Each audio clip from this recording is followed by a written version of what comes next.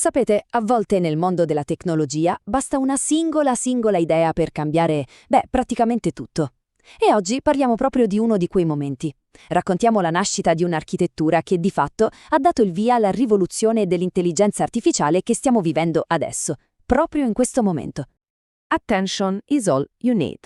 L'attenzione è tutto ciò di cui hai bisogno.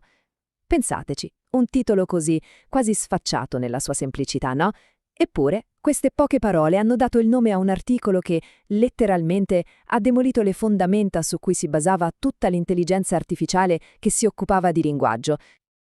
E la domanda a questo punto sorge spontanea: ma com'è possibile? Com'è che un concetto, in apparenza così semplice, sia riuscito a spazzare via anni e anni di ricerca su architetture super complesse, stratificate? La risposta, come vedremo, sta in un modo completamente nuovo di pensare al linguaggio. Tutto quello che stiamo per analizzare viene da lì, da quel documento fondamentale pubblicato nel 2017 da Ashish Vaswani e dai suoi colleghi. Ok, allora partiamo. Allora, per capire davvero la genialità di questa innovazione dobbiamo fare un piccolo passo indietro. Dobbiamo capire qual era il problema che cercava di risolvere. Vedete, prima del 2017 l'IA aveva un ostacolo enorme. Non riusciva a gestire il contesto, specialmente su frasi lunghe e complesse.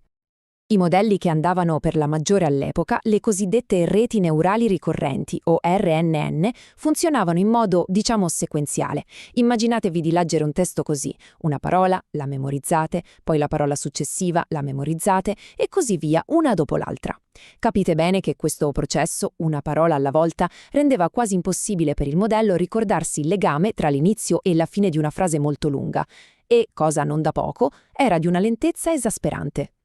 E questo è proprio il punto chiave che gli autori stessi sottolineano nel loro articolo.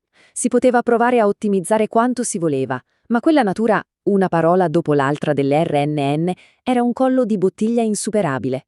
La parallelizzazione, cioè la capacità di elaborare più pezzi di informazione contemporaneamente, era semplicemente impossibile, un vicolo cieco. Allora, mettiamoli a confronto. Da una parte abbiamo i modelli ricorrenti, lenti, macchinosi, che faticano a collegare l'inizio e la fine di una frase, e dall'altra l'idea del transformer, che elabora tutte, e dico tutte, le parole di una frase nello stesso identico istante, crea delle connessioni dirette tra ogni parola e tutte le altre. È stato un cambiamento radicale, un vero e proprio salto quantico. E come è stato possibile fare questo salto? Grazie a un'idea che si chiama autoattenzione, o in inglese self-attention. È proprio questo il cuore pulsante del Transformer, la soluzione geniale ed elegante al problema della sequenzialità.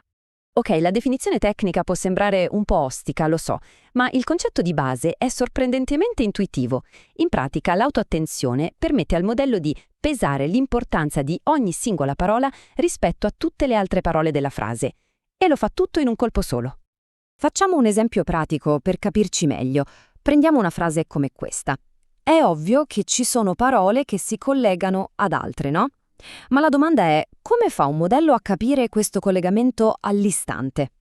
Ed è qui che entra in gioco l'autoattenzione. È lei che crea un collegamento diretto, fortissimo, tra la parola sua e la parola legge, anche se in mezzo ci sono altre parole. Il modello non deve tornare indietro per ricordare, semplicemente vede tutta la frase in un colpo solo e capisce il contesto generale all'istante. Ottimo, quindi abbiamo l'idea centrale, l'autoattenzione. Vediamo adesso come gli autori l'hanno usata per costruire un'architettura completa, un modello che hanno chiamato appunto il Transformer.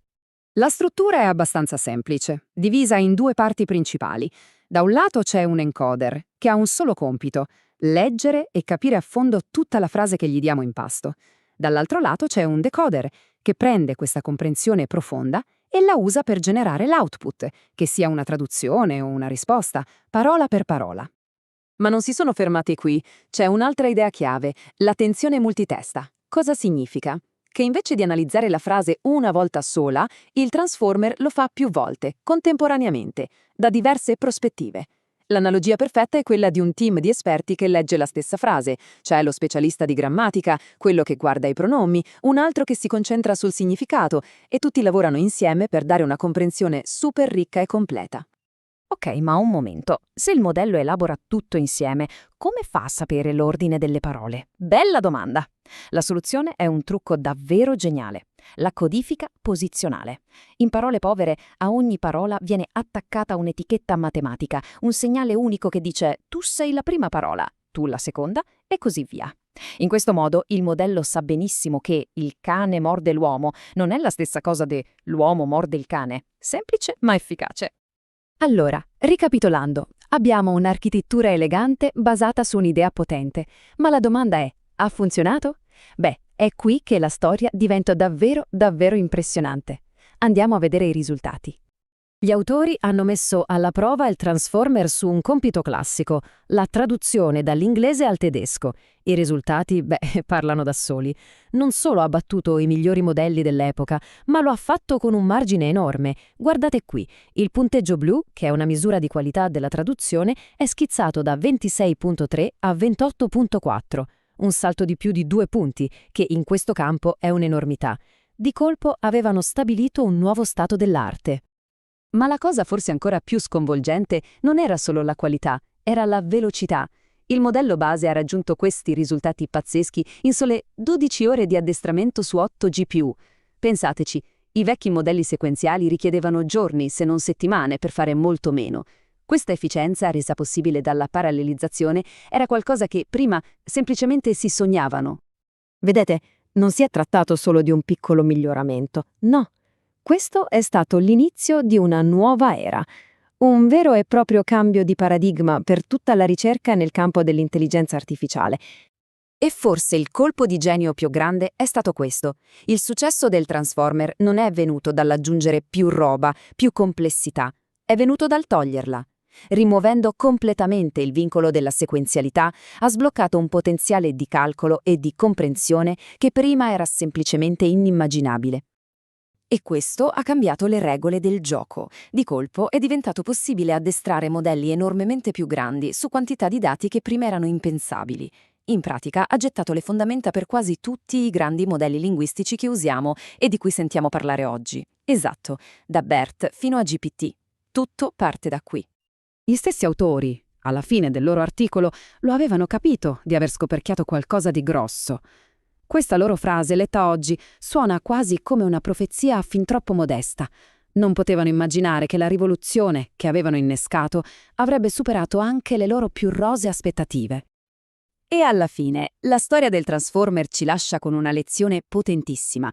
A volte il progresso più grande non arriva da quello che aggiungiamo, ma da quello che abbiamo il coraggio di mettere in discussione e alla fine di togliere.